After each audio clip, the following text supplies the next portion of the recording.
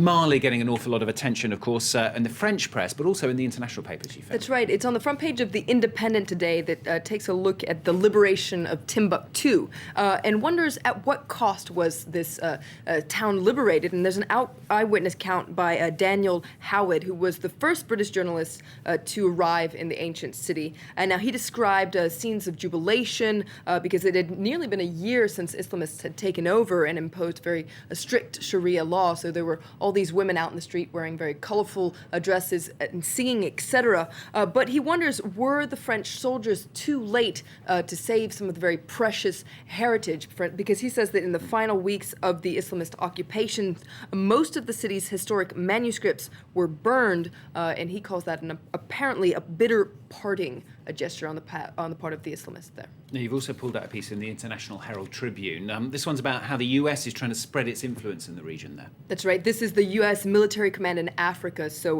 AFRICOM. Now, it's trying to establish a drone base in northwestern Africa, according to the International Herald Tribune. Now, the idea is to increase surveillance on Islamist groups, so for now, these drones would be unarmed and strictly for surveillance. But according to the International Herald Tribune, AFRICOM has not ruled out conducting any kind of military strikes at some point if the threat worsens. Now, it's likely, according to the International Tribune, that the space will be set up either in Niger but there are also talks with Burkina Faso as well. The green light is still needed from the White House, the Pentagon, as well as Nigerian officials. But according to the International Herald Tribune, this could be a way for the U.S. to improve its limited presence in Africa.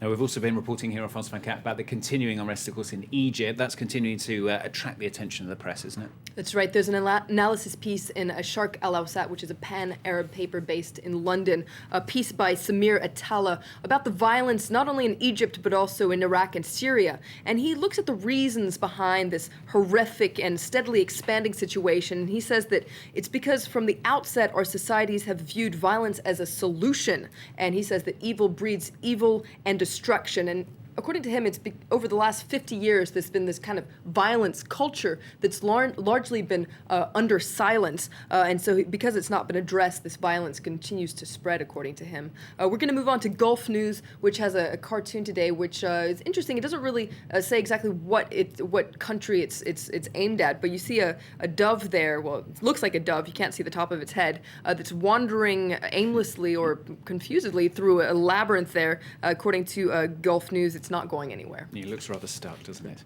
Now, I saw this as a headline yesterday. The Queen has abdicated, and being a Brit, I thought it meant the UK one, but it's not. It's in the Netherlands, isn't it? That's right. There's been an outpour of emotion in the Netherlands over the Queen's abdication. It came as a surprise move. There you see the Telegraph. They have a very special edition today. It says, "Thank you, Your Majesty." So yes, this wave of emotion over Queen Beatrix of the Netherlands. She's abdicated in favor of her son, Prince Wilhelm Alexander. And in fact, that's what NRC, another paper, is looking at. The king and also his new queen, who's actually a woman from Argentina named Maxima Zorreguieta.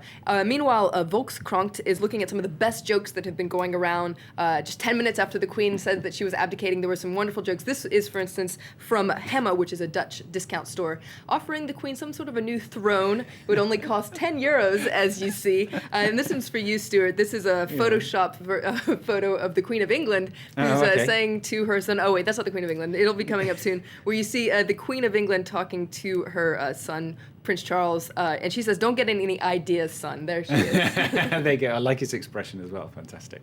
Finally, Iran getting some press for sending a monkey into space. That's right. This is in The Guardian, and there's a photo of that very terrified-looking monkey in The Guardian. Now, according to Iranian press, the Iranian official press, this primate was sent up into space, orbited around the Earth, and then came down intact. It was very much alive. The Guardian takes a closer look at some other animals that have been sent up into space, because this monkey was not the first at all. There have been other monkeys, dogs, worms, fish, even a jellyfish, I read.